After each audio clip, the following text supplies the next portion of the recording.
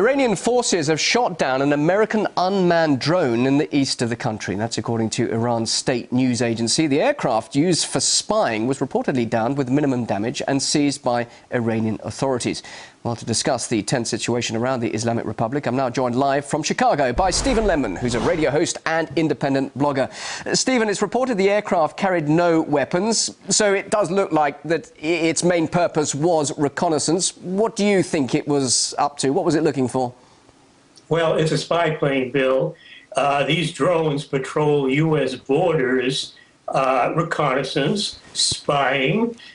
They've been doing it in America for some time. They're doing it in many other countries. They've been spying on Iran for a long time. Since the 1970s, Bill, America has had a running on and off war with Iran, basically wanting to change the regime to make it subservient to U.S. interests, and Iran has the crazy notion that it believes it has the right to its own sovereignty, to run its own government, to conduct its own affairs. It doesn't have to answer to Washington. Washington disagrees. Therein lies the conflict. And by the way, going back a number of years, America has had ground forces in Iran. The Washington Post over a year ago reported that U.S. Special Forces are death squads, is what they are. U.S. Special Forces are deployed to 120 or more countries around the world. That's about 2/3 of them. You can bet you that Iran is one of them. Stephen, clearly a lot of pressure on Iran at the moment. We know, that, of course, that this drone was unarmed. It didn't carry any weapons. But there's a lot of talk that a strike on Iran is possible. Could this just be the start of the build-up to that? Well, they want to get all the information they can get. Spying, of course, is to get intelligence preparatory to doing whatever it is that you may have in mind.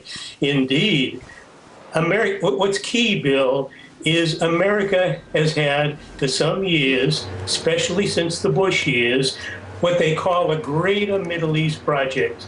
The project is total dominance over the region, North Africa, the Middle East, Central Asia, to Russia's borders.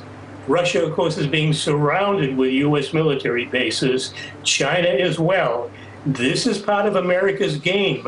They're trying to eliminate countries that are not in America's orbit. So there was a war on Libya. Syria is being targeted. The Libya model is being replicated in Syria, so far short of NATO bombing. If Syria is de-linked from Iran, Iran is next. There could be an insurgency in Iran, the same as in Libya, the same as in Syria.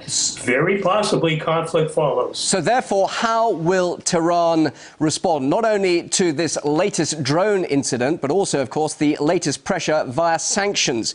What sort of a reaction can we expect? Well, they are not too happy about it, and they've made comments like they are very heavily armed. Iran is not Libya. Iran is a big country. It's got a powerful military. It's got effective weapons. It's got weapons that can reach U.S. bases in the region. They can reach Israel. Iran has been very blunt, saying if it's attacked by Israel, by America, it will respond. It will fire back. It could attack Israeli cities. It could attack U.S. bases, and I'm sure it'll do it. We're talking about something very serious, Bill. We're talking about the possibility of general war. Dare I give it a name? World War III. Just briefly, Stephen, clearly a lot of pressure and concern about Iran's nuclear ambitions. What if Iran was to cooperate now and allow inspectors in and to come clean, and it's all very clear that it isn't developing a nuclear weapon? Would that not diffuse everything and we wouldn't see that scenario developing that you're talking about? Bill, I honestly don't know a country anywhere in the world that's been more cooperative with IAEA inspectors than Iran, and nobody found anything. When Mohammad al-Baradei was the director, IAEA director, until November 2009, what Yukio Amano, the man who replaced him, called Iran potentially developing a nuclear weapon, El-Baradei dismissed out of hand. He wanted no part of it, no nuclear weapons development, he found, and yet Amano is finding something that El-Baradei and the inspectors under him, looking at the same information, completely discounted. Let's discount it. There is no evidence whatever that Iran has a nuclear weapons program. What about Israel's nuclear weapons program? Any inspectors in there, Bill? None at all. Israel is nuclear armed and dangerous. Anybody kicking up dust about it? Nobody. Nobody in Washington, nobody in the West. Israel is a threat. Israel has threatened to use its nuclear weapons if it feels itself endangered.